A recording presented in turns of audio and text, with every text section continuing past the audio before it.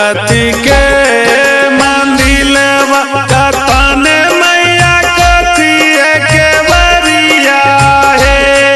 कतने मैया कथी के बरिया है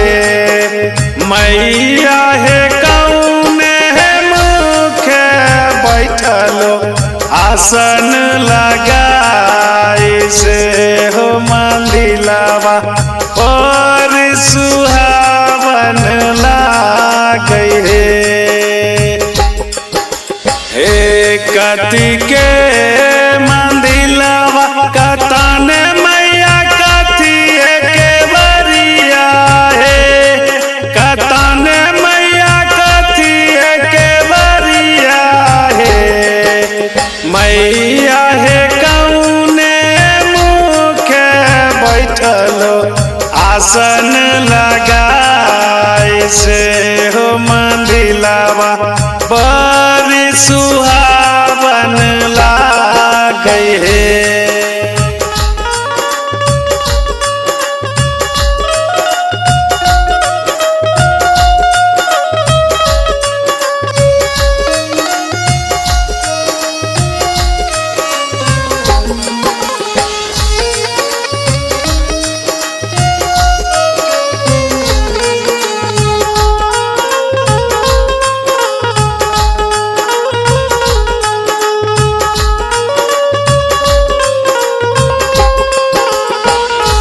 पातल के मंदिलवा सेवा किया चंदना के बरिया रे सेवा किया चंदना के बरिया रे सेवा किया रे पूरब मुख लगैलवा सानिया मंदिल सोहावन लागई रे।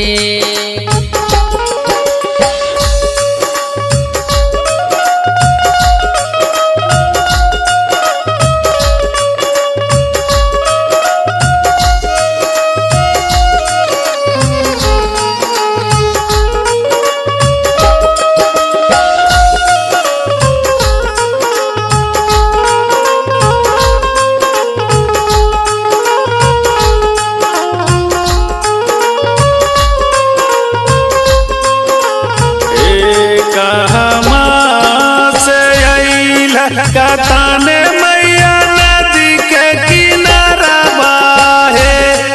कतने मैया नदी के किनारा बाहे मैया है कौने दिनमा चढ़ई दूधवा के ढारा से मंदिलवा बड़ी सुहावन लागई है मैया है कौने दिनमा चढ़ई दूधवा के ढारा से मंदिलवा बड़ी सुहावन लागई है।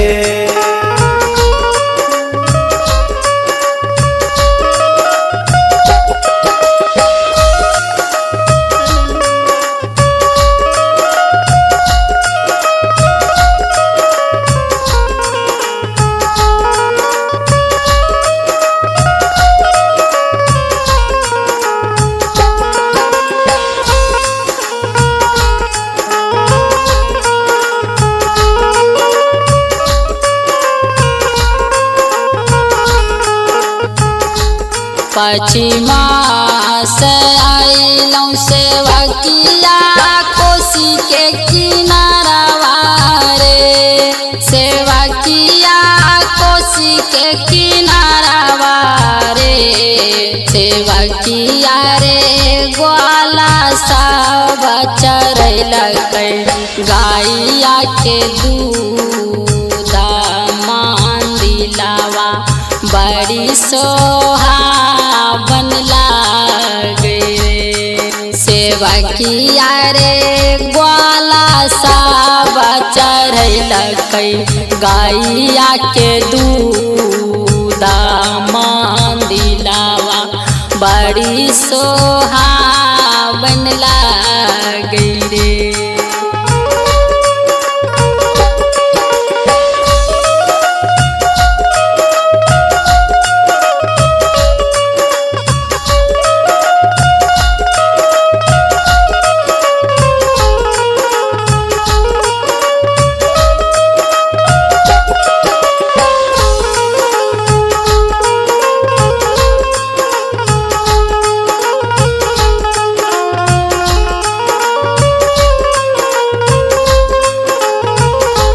भजन गावे अलिया मैया तोहरे दुआरिया है, कताने मैया तोहरे दुआरिया है। मैया है फेरी दिहा शंभु पर नजर से बकिया